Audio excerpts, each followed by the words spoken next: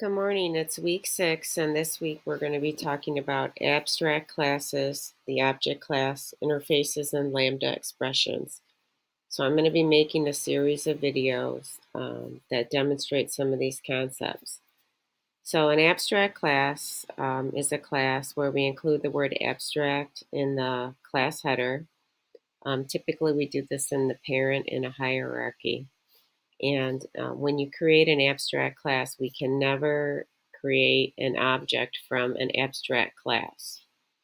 So in this class pet, I have piece of instance data name, and then I have included in my abstract class an abstract method called speak. So that means that every child of this class will have to implement a speak method. If it does not implement a speak method, then that class becomes abstract by default. In addition, in this class, I have a set name and a get name method. I have a move method, which initially does nothing. And then I'm overriding a couple methods from the object class called equals and toString. Notice I'm using the add override command. These method headers come right from the object class. So equals is coded in the object class, but we want it to be more meaningful in the pet class. So what we do is we first take this object reference and we cast it to be a pet, although you could put pet obj in here as well. And then we write the code for what it means for two pets to be equal to each other. And I've just decided for this class that two pets are going to be equal to each other if their names are the same.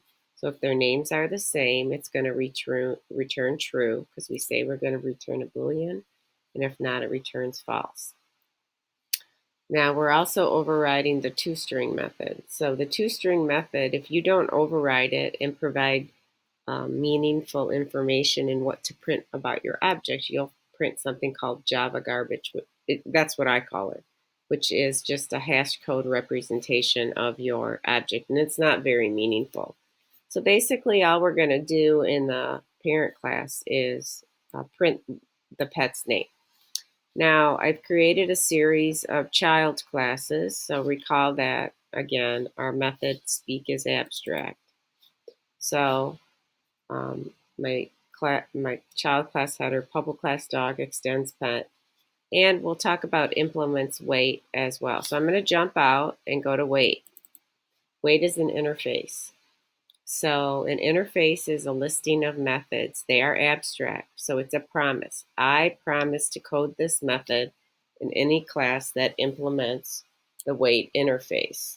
So notice again, it's just the method header with a semicolon. Now if I go back to dog, because I said I'm going to implement wait, so I better find in here the two methods gain weight and lose weight, which I do, which as you can see is just adding or subtracting from the weight reference variable or weight instance data that I'm keeping track of for the dog.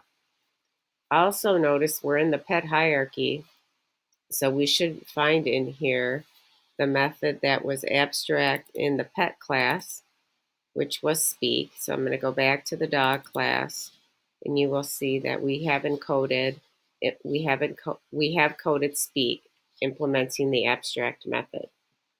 So in addition, I have a move method and I have a toString method, which this is important.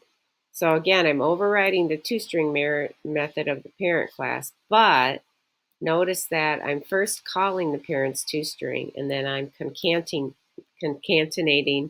to what that returns to me additional information about a dog.